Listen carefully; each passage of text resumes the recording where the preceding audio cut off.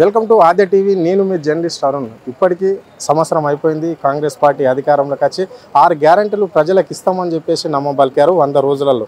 ఇప్పటి వరకు 420 రోజులు అయిపోయినా ఇప్పుడు మరి ప్రజలకు అవి చేరుబాటులో ఉన్నాయా, అందుతున్నాయా అనే అంశాలపైన అడుగు తెలుసుకునే ప్రయత్నం చేద్దాం. బీఆర్ఎస్ సీనియర్ నాయకుడు రఘువర్ధన్ రెడ్డి మనతో ఉన్నారు. చెప్పండి అన్న, ఏంది 1 year పాలన ఎట్లా చూడొచ్చు? 1 year పాలన మోసపూరితమైన పాలన అనే చెప్పాలి. ప్రజలందరూ కూడా దగాబడ్డము. మాకేదో ఇంకా బాగా చేస్తారు, కేసీఆర్ కన్నా బాగా చేస్తారు. ఆ హామీలు కూడా అట్లనే 420 హామీలు ఇచ్చారు అని చెప్పేసి ఈరోజు ప్రతి ఒక్క గ్రామానికి వెళ్ళినా, సిటీలో ఉన్న ప్రతి ఒక్క పౌరుడు కానీ, తెలంగాణ ఓటర్ కానీ అభిప్రాయం అది. ఈరోజు ఉన్న పరిస్థితి అది. ఓకే, సో ఇప్పుడు మొన్న ముఖ్యమంత్రి గారు కొడంగల్లోని కోసికి సభలో అంటే 4 పథకాలను ఇంప్లిమెంట్ చేస్తున్నాము అని చెప్పేసి ఆయన చెప్పారు. సో ఇప్పుడు మరి ఎందుకు రైతు భరోసా పైసలు ఇంత లేట్ అయింది? ముఖ్యమంత్రి టంగ్లో పడుతుంటాయి పైసలు, డబ్బులు 26 తారీఖు నాడే అన్న ముఖ్యమంత్రి, మరి ఇప్పటికీ 31 తారీఖు అయిపోతుంది. ఇప్పటి వరకు రైతుల ఖాతాలో డబ్బు ఎందుకు జమ కాకపోలేదు రైతు భరోసా పైసలు? ఇప్పుడు వాళ్ళకొక ముందస్తు ప్రణాళిక లేకుండా అడ్డగోలు హామీలు నెరవేర్చలేని హామీలు ఇచ్చారు. మరి రేవంత్ రెడ్డి గారు సర్కారే చెప్పాలి. ప్రపంచ బ్యాంకులలో మన తెలంగాణలో ఉన్న అన్ని తాకట్టు పెట్టి, వారసత్వ సంపదను తాకట్టు పెట్టి మన ప్రపంచ బ్యాంకుల నుండి అప్పులు తెచ్చి ఏం చేస్తారో చెప్పాలి. మనం ట్యాక్సులు కట్టే లాభంతో ఏం చేస్తారో వాళ్ళే చెప్పాలి. మరి ఎందుకు 10 ఏళ్లలో మరి కేసీఆర్ గారు అన్న టైంకి టంగ్ అని ఎట్లా పడినాయి, మరి ఈయనెందుకు ఇవ్వట్లేరు, వేయట్లేరు అని చెప్పాలి. ఏమైనా ఇక్కడ డబ్బుని అక్కడ కేంద్రానికి పంపడము, ఈయన పదవికి సీటుకి ఇబ్బంది కాకుండా అందరినీ మేనేజ్ చేయడానికే డబ్బుల్ని వాడుతున్నారని కూడా మనం చెప్పవచ్చు. ఎందుకంటే అప్పుడు ఎట్లా చేసిరు, ఇప్పుడు ఎట్లా చేసిరు. తెలంగాణ గవర్నమెంట్ ఉన్న 10 ఏళ్లలో ఎంత అప్పు తీసుకొచ్చారు, ఇవి 1 సంవత్సరానికి ఎంత అప్పు తీసుకొచ్చారో కూడా మన లెక్కలలో చూస్తే చాలా భారీ ఎత్తున అప్పులు తీసుకొచ్చారు. మరి అప్పులన్నీ కూడా మరి అలా కాంగ్రెస్ గవర్నమెంట్ కేంద్రంలో అన్ని రాష్ట్రాలకు ఇక్కడ నుండే మరి పార్టీ ఫండ్ పంపిస్తున్నట్టుగా అనిపిస్తుంది. మరి ఈజీగా మేనేజ్ చేసేటటువంటి బడ్జెట్ని మరి ఎందుకు ఇక్కడ చెప్పాలంటే రైతులకు మోసం చేసిండు, పెన్షన్లు ఇస్తున్న వృద్ధులను మోసం చేసిండు, మహిళలకు ఫ్రీ బస్ అని చెప్పి జుట్లు పట్టుకుని పంచాయతీలు పెట్టిండు. ఇప్పుడు కళ్యాణ షాదీ ముబారక్ కళ్యాణ స్కీమ్ల కింద 1 తులం బంగారం ఎక్కిస్తా అని చెప్పి వాళ్ళు కలిస్తే వాళ్ళకు సమాధానం చెప్పే పరిస్థితి లేదు. ఈ విధంగా అన్ని మోసపూరితం డ్రామా కంపెనీ, కాంగ్రెస్ అంతా డ్రామా కంపెనీ అని ప్రజల్లో అభిప్రాయం ఉంది. వాళ్ళ కార్యకర్తలే ఆ ప్రజలలో ఏదైనా మీటింగ్లో పోయి 4 ఉన్నారంటే ఆడ కూర్చొని వాళ్ళు సమాధానం చెప్పలేని పరిస్థితి అని తెలియదు. అంటే ఇప్పుడు ముఖ్యమంత్రి దావోస్ పోయి కొన్ని లక్షల కోట్లు ఇక్కడ కంపెనీలు తీసుకొని వస్తున్నాము ఇక్కడ అభివృద్ధి చేయడానికి, దాదాపుగా 49,000 చిల్లర ఉద్యోగాలు ఇక్కడ వస్తున్నాయి, యువత ఉద్యోగ అవకాశాలు హైదరాబాద్లో బ్రహ్మాండంగా ఉంటాయి అని చెప్పేసి ముఖ్యమంత్రి అంటుండే. ఈ వాక్యాలను ఎట్లా చూడాలి? ఇప్పుడు అవి వచ్చి ఆ కంపెనీలు వచ్చి పెట్టుబడులు పెట్టి ఉద్యోగ అవకాశాలు వచ్చినప్పుడు మనం చూడాల్సిందే. ఇప్పుడు ఇంతకుముందు గవర్నమెంట్ ఫామ్ చేయడానికి కూడా ఎన్నో హామీలు ఇచ్చిండు, అట్లాంటిది ఏదో ఒకటి అని కూడా చెప్పుకోవచ్చు. ఎవరు నమ్మే పరిస్థితి లేదండి ఈరోజు.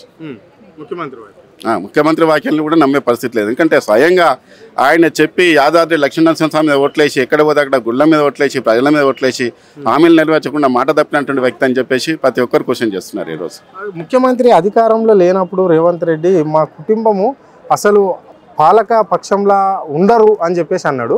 సో మరి ఈరోజు మొన్న జనవరి 26 తారీఖు నాడు ఎందుకు మరి వాళ్ళ అన్న అధికారుల పక్కన ఆ స్టేజ్ మీద ఉండవలసిన అవసరం ఏముంది? ఏ అధికారంతో తిరుపతి రెడ్డి అక్కడ ముఖ్యమంత్రి దగ్గర కూర్చున్నాడు? చెప్పాలంటే తిరుపతి రెడ్డి గారు ఒక వార్డు మెంబర్ కూడా పోటీ చేసి గెలిచినటువంటి వ్యక్తి కాదు. ఏ విధమైన ప్రభుత్వం కూడా ఏ విధమైన నామినేటెడ్ పదవి కూడా ఇవ్వలేదు.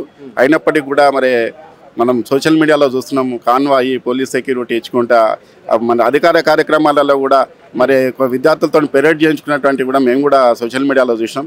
అవన్నీ కూడా మరి అంత గౌరవప్రదమైన ఉన్నతమైన స్థాయిలో సీట్లో కూర్చొని మరి ఎందుకు చేస్తున్నారో మరి రేవంత్ రెడ్డి గారి విజ్ఞతకే వదిలేస్తున్నాము. ప్రజలు అన్నీ గమనిస్తూనే ఉన్నారు. చెప్పాల్సిన టైంలో తగిన వాళ్ళు కూడా ఓటు వాళ్ళు చెప్పే సమాధానం వాళ్ళు చెప్తారని ఆశిస్తారు. ఇప్పుడు ముఖ్యమంత్రి అంటున్నాడు ఇక్కడ ఈ రాష్ట్రంలో ఏ కంపెనీలు రాకుండా అన్నిటికీ అడుగడుగున బీఆర్ఎస్ నేతలు అడ్డుపడుతున్నారు అంటున్నాడు. ఈ వాక్యాలను ఎట్లా చూడాలి? అధికారంలో ఉంది రేవంత్ రెడ్డి గారు, కుర్చీలో కూర్చుంది వారు, నిర్ణయాలు తీసుకునేది వాళ్ళ మంత్రివర్గము. ఇప్పుడు వాళ్ళు కార్పొరేట్ వాళ్ళు ఎందుకు రారు? కావాల్సిన మౌలిక సదుపాయాలు ఇస్తే వాళ్ళు ఎందుకు రారు? ఇప్పుడు వీళ్ళు ప్రతిపక్షంలో ఉన్న వాళ్ళు చెప్తే కంపెనీలు రాకుండా ఉంటాయా? కాబట్టి ఇవన్నీ కూడా పట్టగాల్చి మీదేచ్చే ప్రయత్నాలు, తన ఫెయిల్యూర్కి లాస్ట్కు వాళ్ళే నేను చేయకపోవడానికి కానీ ప్రత్యక్షమని చెప్పే అటువంటి సాకులే తప్ప వాళ్ళు చెప్పేదాన్ని నిజం లేదు. నిజంగా మీకు నిబద్ధత ఉంటే మీరు అన్న ప్రకారం ప్రజలకు హామీలు ఇచ్చిరు, హామీలు నెరవేర్చండి. మీరు ఒక రాష్ట్రానికి ముఖ్యమంత్రి గారు, మీరు మంత్రివర్గం ఉంది, నిర్ణయాలు తీసుకోవచ్చు. మంచి కంపెనీలకు కార్పెట్ వేయండి, వాళ్ళకి కావాల్సిన మౌలిక వసతులు సదుపాయాలు అన్నీ కలిపియండి, పెట్టుబడులు అవే వస్తాయి. ఇంతకుముందు 10 ఏళ్లలో మన మున్సిపల్ శాఖ మంత్రి గారు గౌరవ కేటీఆర్ గారు చేసి చూపెట్టారు.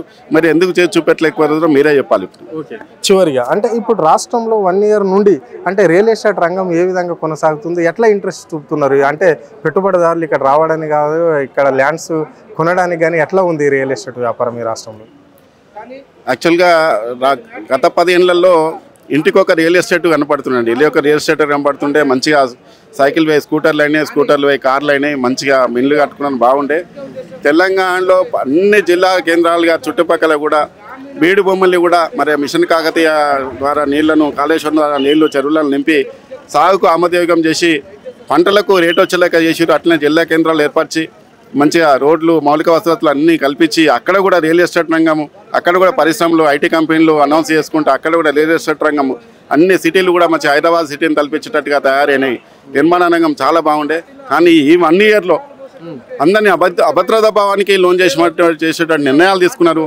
పరిశ్రమ, ఈ రియల్ ఎస్టేట్ పరిశ్రమ అంటే బిల్డర్లకు వెంటనే అనుమతులు ఇవ్వకపోవడం, అనుమతులు ఇవ్వాలంటే అక్కడ అవినీతికి ఆస్కారమైన పనులు చేసుకుంటూ పైరవులు మీద ఇవన్నీ ఉండేసరికి బిల్డర్ కూడా తిరిగి అలసిపోతున్నాడు.